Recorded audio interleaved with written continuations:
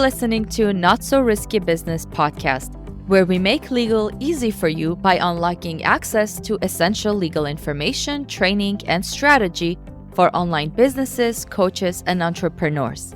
I'm your host, Miriam Tsadurian. Welcome. Welcome back to another episode of Not So Risky Business podcast. Today, I'm interviewing somebody who's an expert in YouTube marketing, YouTube videos, creation, making you look great and sound great on camera. My guest today is Meredith Marsh. Welcome, Meredith. Thank you so much, Miriam, for having me.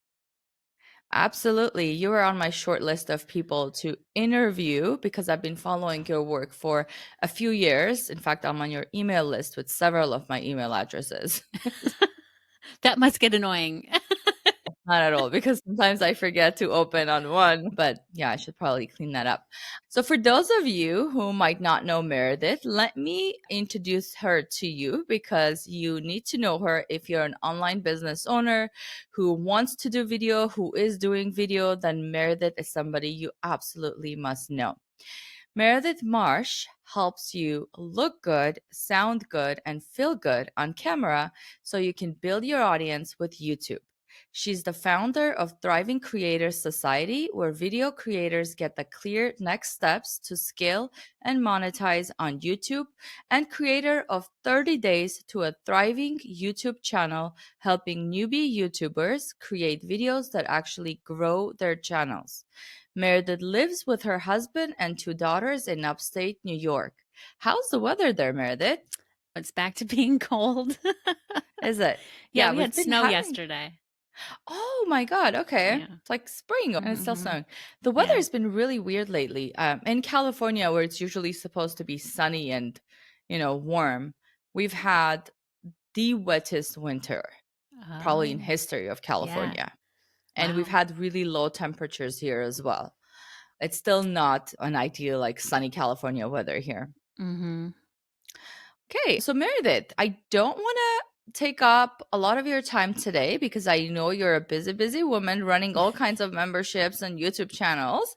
And I know that my audience is probably waiting to hear from you because YouTube is almost an absolute must when you're an online business owner. It is the number one place where everyone, in my opinion, should do their marketing and presence. So let's talk about YouTube. How long have you been doing anything that has to do with YouTube? Well, first of all, I agree. All online businesses and offline businesses should have a presence on YouTube. I started my channel in 2015. At the Mhm. time, I had a full-time job and I have a background in web design. And so I have all these skills to do like something online, but I didn't know what, or like, Mhm. I really didn't know what I even wanted to create content about. And I was new to the whole idea of creating content. But I actually set out to be a blogger. I wanted to start a blog, make money doing that, and then quit my job. And I did start a blog, but I also started a YouTube channel that was, it was generating views and comments and subscribers. And I was like, I was just putting the videos there because I thought that's where you put videos. But then people started following me and I was like, oh, this is an actual platform that you like grow on. Like, this is a thing that people do. And unfortunately, I didn't get the chance to quit my job. I actually lost my job.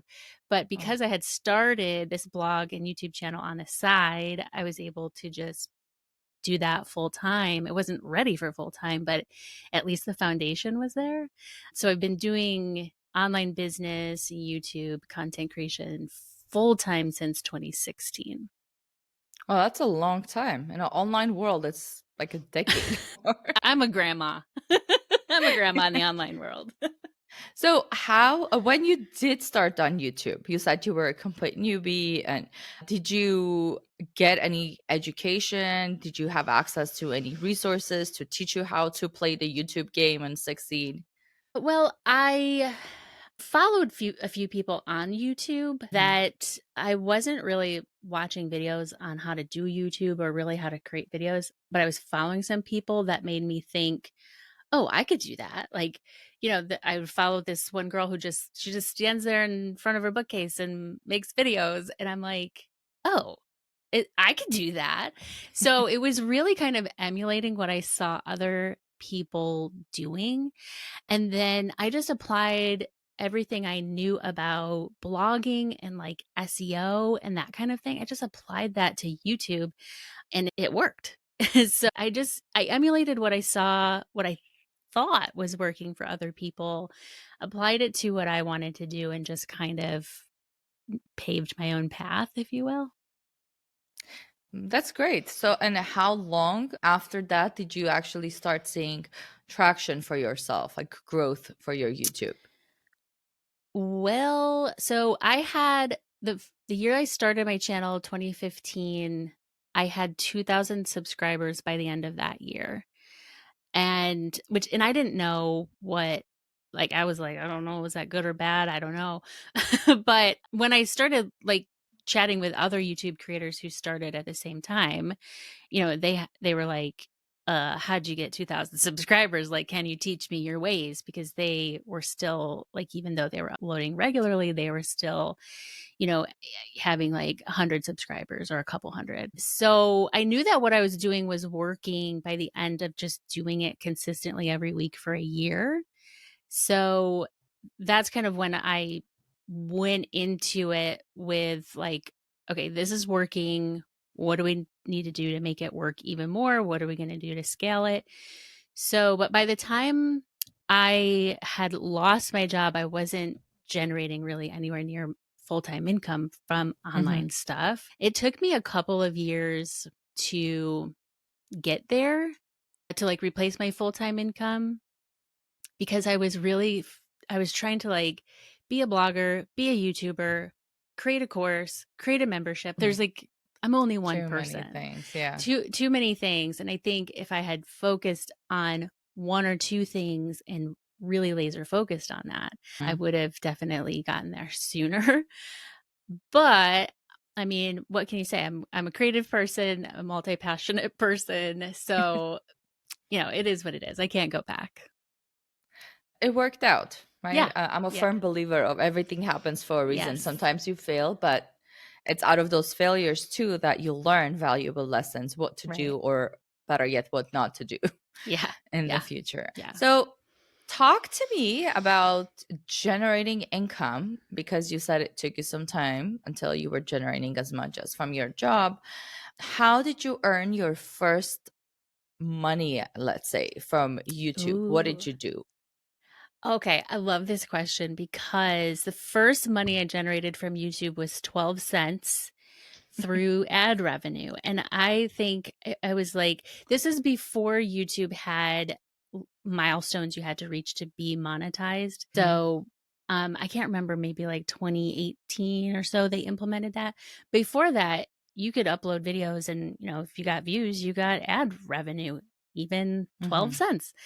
And so it was like 4 months after I started my channel, and I remember I was looking at my phone. I was looking at like the YouTube analytics on my phone, and my mom was sitting there, and I was like, "Oh my gosh, I made 12 cents." And I was like so shocked to see that there was something there. It wasn't zero. And she was like, "You made 12 cents doing what exactly?" And I was like, "Making YouTube videos." And I was so excited. And she was Yeah. like, "Wow, like great job. 12 Whole cents, 12 Meredith." cents. But it was like not that much longer that it was $12, Mhm. and then eventually it's like paying my mortgage. So that's one revenue stream that was my first, I guess you could say, my first YouTube dollar, my first 12 cents. But then you have affiliate marketing, with content creation, there's so many revenue streams that you have available. So affiliate marketing has been big for me, and then creating my own courses and like online programs and stuff Mhm. is sort of what I'm focusing on now, because it's a bigger piece. of the pie, so to speak, than ad revenue, which fluctuates quite a bit, especially right now with the economy the way that it is. So, but yeah, my 12 cents, that was my first money from YouTube. I mean, it's only 12 cents, but when you think about it, you're like, hey, I make 12 cents. I can make this into $12. I can make this into Exactly. $1,200. So as Exactly. long as there is a start, there's a Mhm. way you Mhm. can compound it. Yes. So, Meredith, you mentioned content, creating content on YouTube. And I know that you teach YouTube to other business owners how to get started. Mhm. So let's talk about that a little bit. Let's talk about how do you decide what kind of content to create on YouTube? How do you decide what kind of content will kind of pick up on YouTube, get traction and views? Okay. So, I think the first place to start is to think about your actual audience, and if you are somebody who has a business, if you have an online offer or, some type of an in-person type of an offer, then you have customers. So that's your audience. Like, how Mhm, can you get more of those people? And so you have to think about that person and what problems are they having that they're searching for a solution. SEO is search engine optimization is still really viable on YouTube. There's a lot of mm, discussion around like other platforms like TikTok and such where your content is discoverable through other avenues other than what people are searching for. And that's true for YouTube too. But search is also still really heavily utilized, and then mhm, but at the same time, it's underutilized by people who are just getting started because they're hearing people say, "Oh, you don't need to focus on keywords." But, like, if you wanna reach people who are searching for something, yeah, you do have to focus on keywords if you wanna show up there. So, that's number 1. I think the easiest place to start because you know what the problems are that people are searching for solutions. mhm, And then you also know what mistakes people are making as they're trying to solve those problems on their own. Those are the types of videos that they may not be things people are searching for, but the algorithm knows the viewer behavior. It knows they're trying to solve this problem. mhm. And so you can generate views and get new audience that way too by creating stuff that people aren't searching for but you know that they're struggling with. So if you can get the algorithm to get it in front of those people, then you're you're hitting YouTube from all angles with search and the recommendation algorithm. So that's where I would start as a business owner, is thinking about what you offer and who you offer it to, and start with that versus like trying to find keywords that are like trending or what is everybody talking about on YouTube right now, or like trying to make videos like Mr. Beast or Casey Neistat or something. Like, just think about your customer and your offer Mhm. and start to craft that content that's going to draw those people in. So you talked about creating content when even people aren't searching for those keywords yet. Mhm. So are you saying that if we were to do keyword research for YouTube purposes and we found some zero volume keywords that we think are valuable, but let's say it's zero volume, we should still create videos on those? Yes, if you think they're valuable, for sure, because you know what? Keyword research tools like that are specific to YouTube, like TubeBuddy or vidIQ, um, they're they are using their own data. So how do you know that it's all of the data of everything? Because they're kind of like putting together their own algorithms to make a best Mhm. guess for you. So if you know it's something people are searching for or something people are interested in, then yeah, absolutely create a video about that for sure. Great. That's good to know because, for example, when somebody is writing a blog post, let's say hypothetically, if it's a blogger writing a blog post and doing keyword research, then usually there's this push that do not do like 0-word keywords unless, of course, you're trying to create that authority and that keyword is essential for creating that authority. But generally speaking, the push is aim for keywords that already have search volume, not too high Right. because you want to rank for Mhm. them, Mhm. but we're looking for volume keywords. Yeah. So, Meredith, you said, and well, you implied actually, and it's true, I guess time passed. YouTube has changed from the time you started it and back in Mhm. 2016 Mhm. until now. A lot of new laws, a lot of regulations, different features on YouTube. Let's talk about somebody who is just starting out on YouTube today. What are some steps or they need to take to be successful, to have the best chance on YouTube? Or do you have any strategies for those people to succeed on YouTube? Yes. Okay, so best steps, stick to creating simple videos on specific topics in a single niche.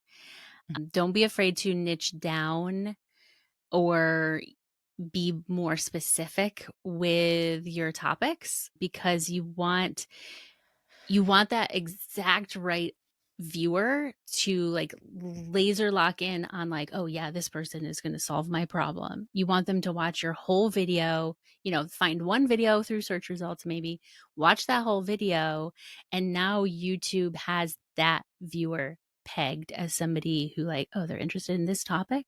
And so all the other videos on your channel can now be recommended to that person when they go to youtube.com or open the Mm, homepage or recommended content. So you don't have to rely just on that person finding you and then digging deeper into your channel. Like, yes, we want them to do that. We want them to go down a rabbit mhm, hole of your channel, but we also want the algorithm to put your videos in front of them. So maybe next week you publish a new video and that viewer goes and opens up YouTube and there it is on the homepage. Like how did it know to do that? Because they had watched your video and they had watched like the whole video or most of the video, or they watched 10 videos on their channel. So mhm, the algorithm kind of makes that connection and gets it in front of that exact right person. So if you're sticking within specific topics within a single niche, then YouTube gets a really good idea about the actual audience that's perfect for your videos. Or even better said would be it gets a better idea of your of I usually say this the other way around. So most of the time people think that I publish a video, YouTube's going to go find people to watch my video,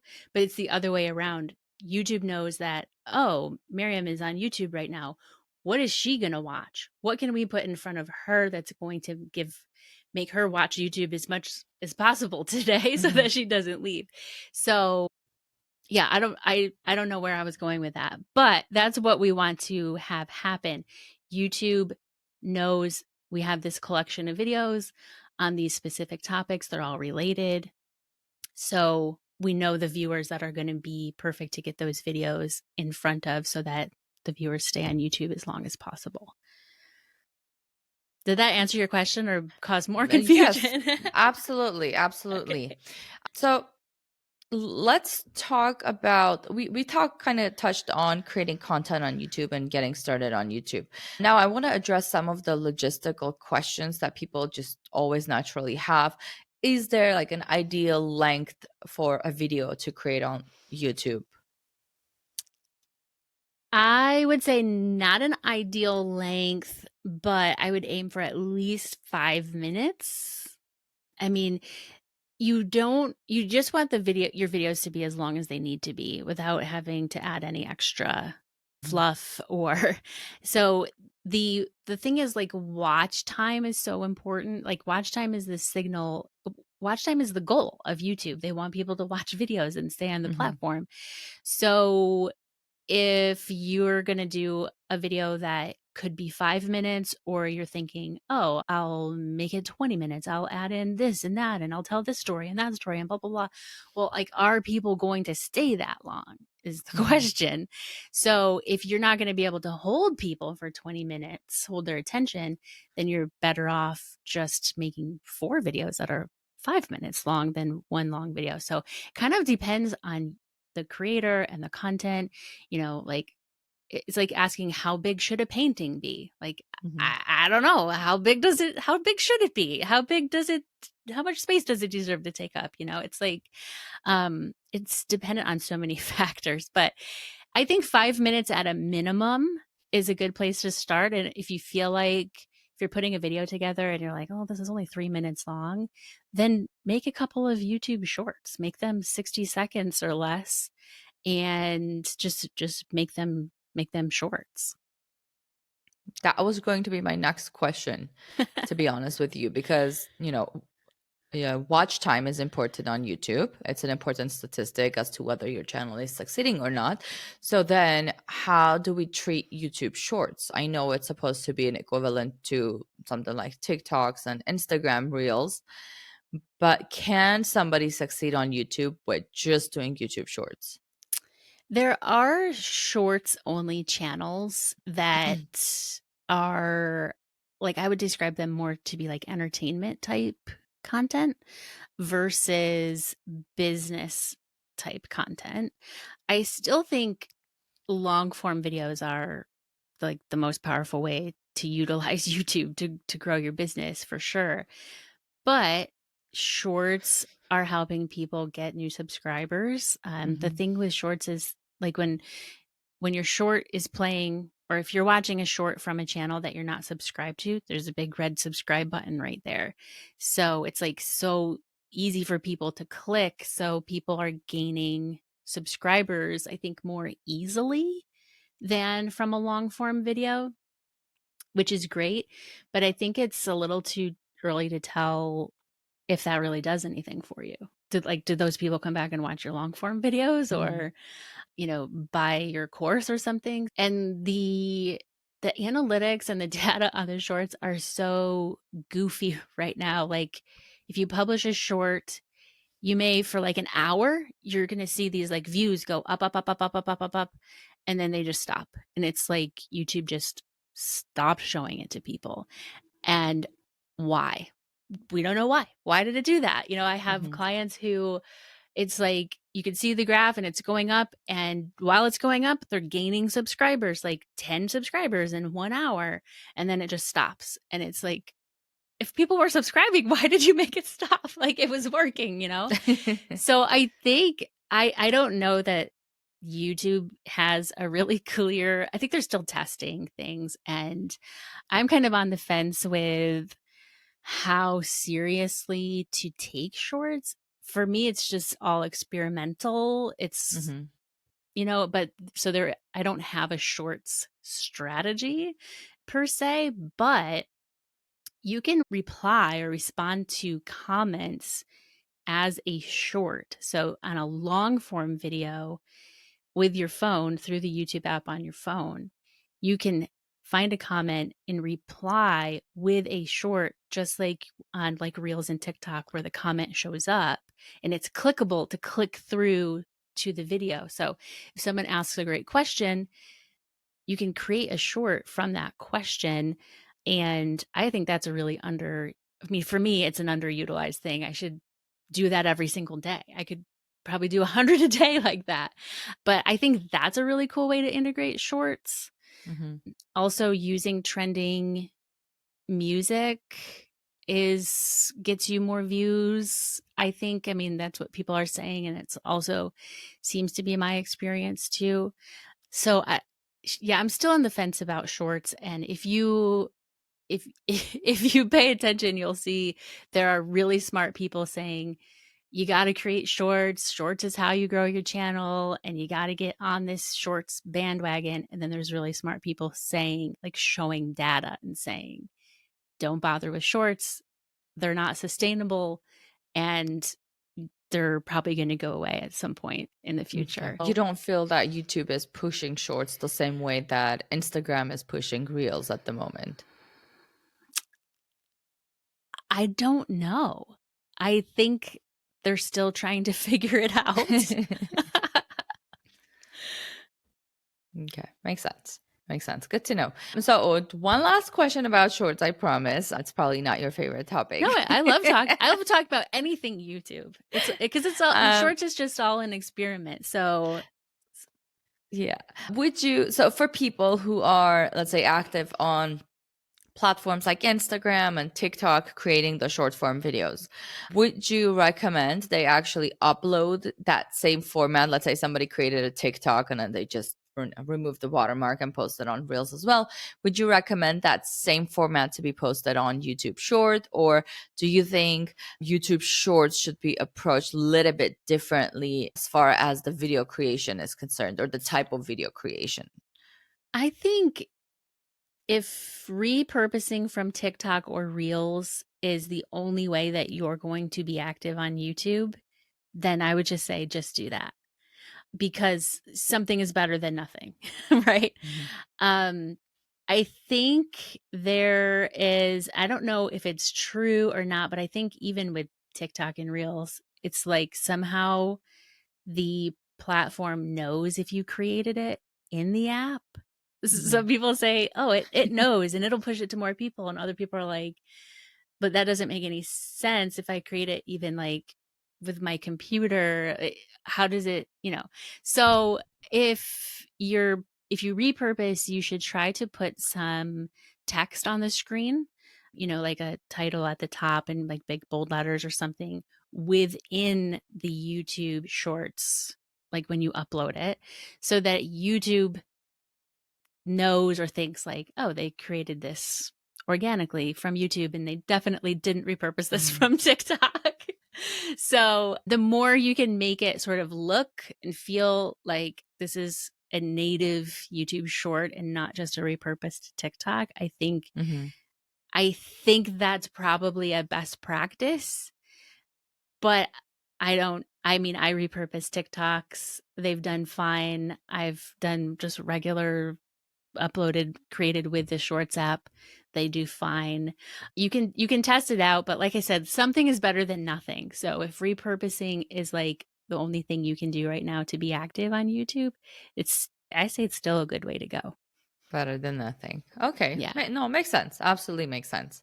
So, Meredith, I want to quickly kind of bring this conversation back to my audience, who are coaches, course creators, consultants, online business owners, basically entrepreneurs. So, when one of my audience members, let's say, goes on YouTube to create a YouTube channel or to post a YouTube video on their existing channel, the goal most of the time is not to be a YouTuber. The goal is to either create authority around for their brand or for their persona, or it is to market their products and services.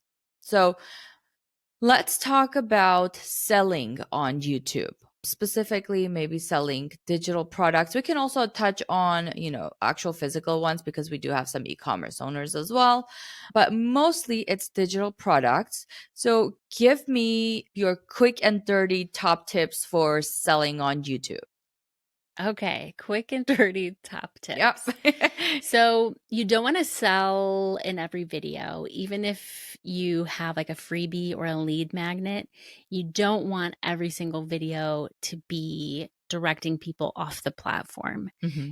because that's a negative signal to YouTube. YouTube's going to say, oh man, like every time someone comes to watch one of Miriam's videos, they leave. So we're definitely not going to put Miriam's videos on the homepage because we don't want people to leave. Hmm. So you're better off sending people to another video. If this was helpful, you're going to love that video. Or if, you're just kind of sort of handing off to another perfect video on your channel for the viewer to watch. And so ideally you would have, say, if you have an offer, maybe it's like a $37 digital product, or you even have a freebie. If you have one video that sort of makes the case for why somebody needs that, Hmm. then use your other videos to send people to that video instead of sending them to that freebie or to that offer. So I have this on my channel now at the top I have become binge worthy on YouTube, and it's Hmm. at the top, so it's in the trailer position. You can have a trailer or a featured video at the top of your channel. So it's up there. So now I can send viewers to that video, and that video makes the case for why you should get my 3x4 method secret video. So that's a free opt-in. Hmm. It's not a paid offer. So that I'm always sending people to another video, which is a positive signal. And not only that, but I'm sending them to a video that does a better job of making a case for why you should opt into this thing. Hmm. So I think the results overall are better in that way. It's more of a journey for the viewer than just, if this video is helpful, go download my thing. So that's a way, I think, of making it really kind of fit in with YouTube, fit in Hmm. with the, I think online business sometimes kind of with YouTube, it feels a little bit like square peg round hole situation, because YouTube doesn't want people to go off and buy your Hmm. offer or download your thing. And so you have to kind of like integrate it in a way that still plays YouTube's game, still sends those positive signals, the watch time, and still kind of cultivates a community of viewers, but then also has a way to give people the free or their lead magnet or the offer that's going to like solve a problem that they need to have solved right now. And then, of course, you have the back end of like email marketing, where if you're using YouTube to build your list, then if you launch something or you do a 5-day challenge or a webinar, you have those people on your list and you have them in your community watching your videos, and they kind of like work hand in hand and work really well together.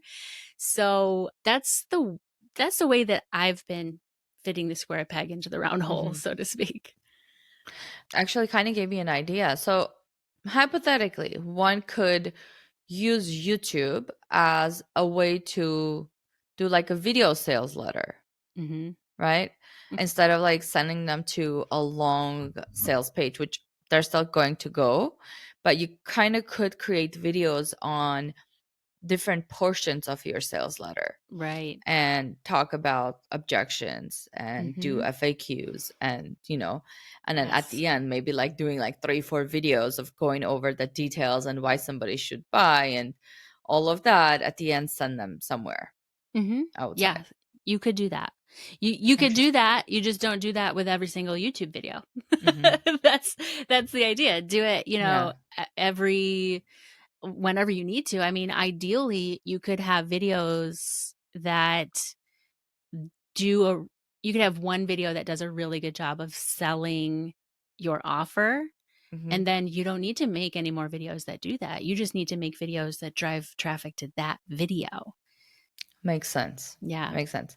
Meredith, how does YouTube marketing perform when it comes to sales for low ticket offers versus high ticket offers? I think it depends on your audience. And then it sort of, I think, depends where you take the viewer. Hmm. So, in other words, like for me, for my audience, I'm not going to throw, $1,000 offer up there. Like people are going to be like, yeah, okay, I'm just going to watch your free YouTube videos. Um, but when you're using YouTube to build your list, and then if you have a bigger ticket offer where you do have a longer runway and a bigger promotion, maybe it's a webinar or a 5-day challenge or something like that, or even getting people on a sales call, Hmm. you're using your list for that, and then YouTube is filling your list. So I think the like SLOs or low ticket offers, I think, are perfect, especially if they solve an immediate problem, like templates or um I don't know, like workbooks, things like that, where especially if you're like showing how to use the thing, you're solving a problem, you're showing how to use it, and then you're like, oh yeah, you can go download this too. And here's the link. I think that is a great way to generate some revenue, but also you're still building the list. And now they're a Hmm. customer on your list for your bigger, higher ticket launch type of products. Interesting. So potentially you could build up your email list fairly quickly with YouTube. Potentially, yes. Potentially. I Okay. say potentially because it's like, yeah, you can if you have it set up to do that. Like, people aren't going to look at your YouTube videos and say, I wonder if she has an email list, and then go off and find it. If you're saying, like, if addressing a problem, addressing objections, or even just sort of having a conversation with your viewers Hmm. and giving a really clear, good reason why grabbing your freebie or whatever it is, now they're hopping on your list. But you, it's a consistent thing that you have to kind of like keep going versus, Hmm. like, people will put a link to their freebie at the top of their channel. And I think that's okay, but also you have to tell people why they should download it. And, every Hmm. couple of videos, or like I said, have a video at the top of your channel that makes a case for downloading this thing. If that Does that make sense? No, no, There's so many different absolutely. ways. Absolutely. Yeah, Absolutely. there's Because I'm comparing that to, let's say, building a list through podcast. And I think YouTube would be a better fit for building a list, at least initially, probably less hurdles. So, for example, on a podcast, you can say, like, oh, I have this great freebie, go download it. The link will be in the show notes, or you can even say it out loud during the episode itself. But because most of the time people are just, on the go while they're listening to podcasts, it's like, from my experience, like very few people sit down in front of their computers to listen to a podcast. Mhm. It's harder to get them to take action on a particular link unless that's exactly what they've been looking for. So the moment they hear it, they're like, oh my God, I have to have this, you Yeah. know? Then I imagine YouTube would be a little bit easier in that regards, just because it is a video and you have the description right there in front of your face and the links are clickable. So you don't have Mhm. to take that extra step. Yeah. I wanted to, before I forget, everyone, since we talked about freebies and free resources and opt ins and whatnot, Meredith has a great free resource for all of you out there. It is called a 3x4 method. This is one of our most popular freebies, so make sure to download this. It's basically a video that shows you how to create 12 videos in the same amount of time that it would normally take you to create just one video. The link is meredithmarsh.co /3x4. And the link will be in the show notes as well. So make sure this is that one thing that you absolutely have to have. So you go in the show notes and download it, because this will help you create content potentially for 3-4 months for your YouTube channel with very little effort. Yeah. Yeah. Thank you for Cool. sharing that.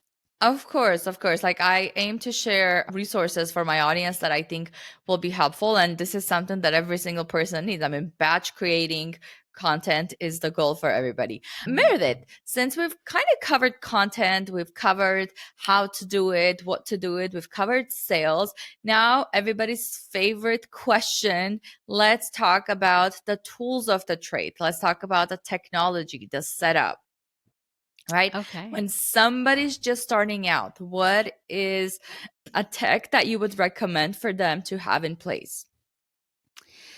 If you're just getting started with creating videos, if you don't want to invest any money at all in buying a bunch of gear, which I recommend, just try creating with what you have before you buy stuff, which, because I know a Mhm, lot of people who have a fancy camera in a box in the closet and they never used it because they thought that mhm, they needed it to create content. You can create content with your phone. You could use a webcam on your computer. Um, if you're going to go that route, just prioritize your lighting. So you want to be like in front of a window, but not in direct sunlight, mhm, or yeah, in front of a window, even in your car. It sounds silly, and we see this a lot with short form videos. We see people in their cars. Cars are quiet, and they have really great lighting because you have light coming in from like all sides, and they're designed to be quiet and like sound treated almost, right? So Mhm. if you have to create content in your car, create content in your car. So that's what I would say is lighting also is, if you if you're somebody who you create a video and you're like, I don't like the way I look, or I don't like the way I sound, or it's just you don't feel like it looks like other people's videos, it's probably your lighting. And you wouldn't know it by looking at it, but when you go and stand in front of a window, you'll be like, oh, okay, that makes sense. You have less shadows on your face. You have less, like the light is focused on you instead of focused on the whole like background. So prioritize your lighting. That's an easy way to not spend any money but up level the look of your videos.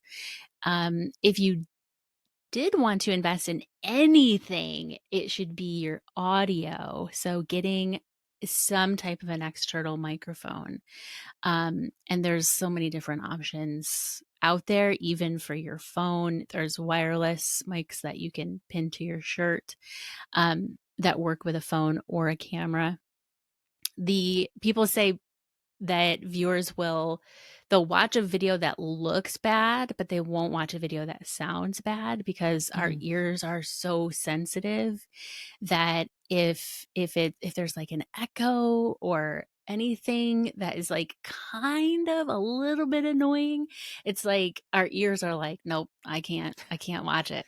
So that's the thing I would say. If you were going to spend money on something, don't make it a camera or lights, make it some type of a microphone so that you have good audio with your videos. And then like beyond that, I have a video on my channel on camera habits to basically look better, feel better on camera, like framing yourself so that your eyes are, the rule of thirds, if you're familiar with photography, and just like your posture and things like that. There's like little habits that Mhm. once you create your first few videos and you see like what they look like, are you happy with what they look like, you can start to make like smaller tweaks to the little on camera habits that up level how you look on video. Mhm. Interesting. Meredith, obviously you're an expert on this. You have great tips, you have great resources. Talk to me about how you're working with clients. Do you have a course? Do you have a membership? How is it that clients can come to you for help with their YouTube channel? I have a couple ways. I have 30 Days to a Thriving YouTube channel, which is a course you go through on your own time. It's all pre recorded. So it's broken up into bite sized lessons for 30 days. And that's for somebody who either like they don't have a channel yet. So Hmm. they need that hand holding step by step of how to get going, or somebody who has a channel, but they still kind of feel like they're a total newbie and they don't know what they're doing. Makes Um, sense. yeah. And so if you don't know how to create videos, that would be for you. If you don't know what to create on your channel, if you don't know how to find those keywords or what people are searching for or watching, then 30 Days to a Thriving YouTube channel is perfect for you. If you have a channel, then and you're like, I'm uploading my videos and like nothing is happening, I have a membership called Thriving Creators Society that is for people who have a channel but they want to make it grow faster, scale it, and they're like, Meredith, just like tell me what to create, tell me what to do here, because a lot of it comes down to what your analytics are telling you. So Hmm. if you can read your analytics like a crystal ball, then you know what to do next or what to tweak or what's working well or what's not working well.